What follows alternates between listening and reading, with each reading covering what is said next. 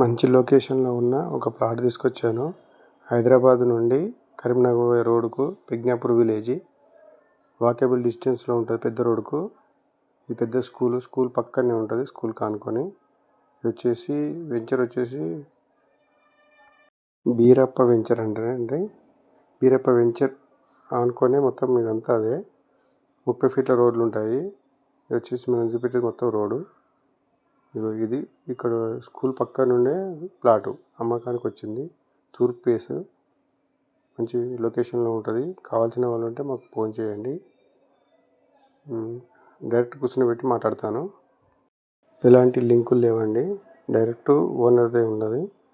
ఓనరే direct కూర్చొని మాట్లాడతాడు.